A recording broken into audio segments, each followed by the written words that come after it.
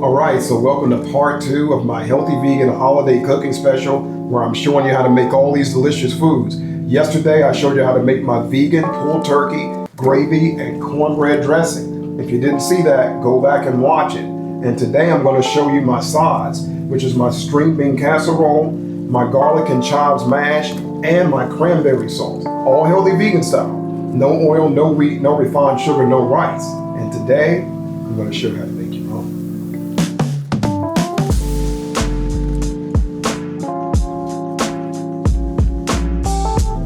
So one of the staples for holiday meals is mashed potatoes. And I do eat white potatoes here and there, but not often. I prefer the sweet potatoes.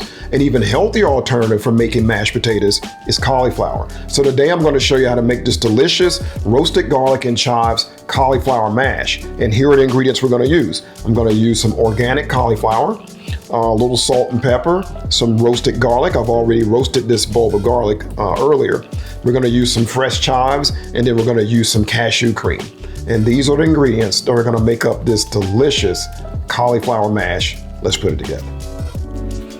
Okay, so I'm starting by removing the base of the cauliflower and cutting it into, pretty much even sized florets. Then I'm going to get them in the steamer to cook them until they're just about soft, taking care not to over steam them and create too much water. All right, so now I've got my cauliflower steaming, just enough to get it soft, but while it's steaming, I'm gonna go ahead and chop some chives now. If you're enjoying this video, please like and subscribe below. Okay, so now at this point, I've finished cooking my cauliflower, and I set it here on top of this container. I drained it really well in the sink, and now I'm sitting it here. Cauliflower, fruits and vegetables are full of water in general, but cauliflower in particular has a lot of water. So I like to drain it really well before I continue using it, and that's what I did here. So now it's nice and drained. I'm gonna add it to my processor. So I'm using my food processor, but a blender would work as well. Now I'm adding all my ingredients and blending everything until I have a nice mashed potato consistency. If you're concerned that your cauliflower may have too much water, then start with less cashew cream and adjust for the desired consistency as you go.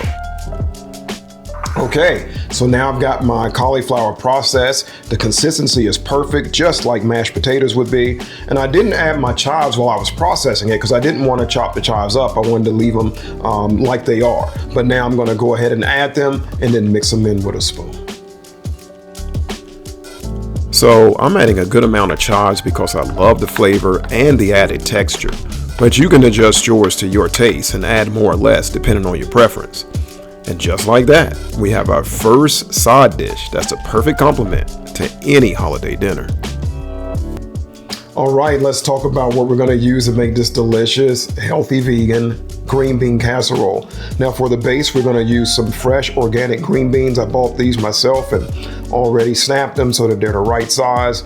I have some mushrooms here and then some leeks. And then we're going to put a sauce on this casserole, and the sauce is going to be made from cashews. I got some walnut milk here, a little salt and pepper, some nutritional yeast, a clove of garlic, and then some onion and garlic granules. That's going to make the sauce. This is going to make the base. Let's get started putting it together. So I'm starting with preparing my sauce by combining the ingredients into a high-speed blender, and then I'm just going to blend them until they're nice and smooth. All right, now that I've got the sauce made, I'm going to go ahead and combine everything in the pan and get it in the oven. Now to make a dish like this with green beans, a lot of people like to blanch or lightly cook the green beans before baking them, and you can definitely do that and reduce your baking time. But I'm just going to add everything directly in the baking dish, give it a mix, cover it, and get it in the oven. If you're enjoying this video, please like and subscribe below. Okay, so I've got my bean casserole out of the oven. Looks great. The only thing left to do this is to top it with some crumbs. Now, obviously I don't eat any wheat, so I make my own breadcrumbs, and many of you have probably seen already, I've done a few videos where I've mentioned my breadcrumbs before. I make them with almonds. Sometimes I make them with tiger nut. That's a nut-free version. These are almond crumbs. If you want to see how to make these crumbs, then you can tap right here, and this link will take you to the video showing me make these almond crumbs. Really simple process. Now I'm going to go ahead and get them topped onto my casserole. Okay, so our second side dish is complete. Now let's move on to side dish number 3. All right, so here's a recipe that's super simple, but nothing says holidays like cranberry sauce. Now, when I was a kid, I couldn't stand cranberry sauce. It was the one thing that I would say, get away from me.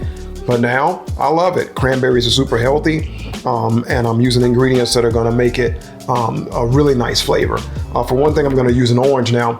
Sometimes you might see people using orange juice, but since we have the date paste, adding orange juice is a little overkill for me with the sugar content. So instead of doing that, to get that orange flavor, I'm just gonna zest it, and that'll give it an even more of an orange flavor than the juice would without the sugar. We're gonna use some organic cranberries. We're gonna use some cinnamon sticks, of course some dates and a little bit of water. Let's put it together. Because I'm not adding refined sugar to this cranberry sauce, it's not going to get as thick and gel like a traditional cranberry sauce would.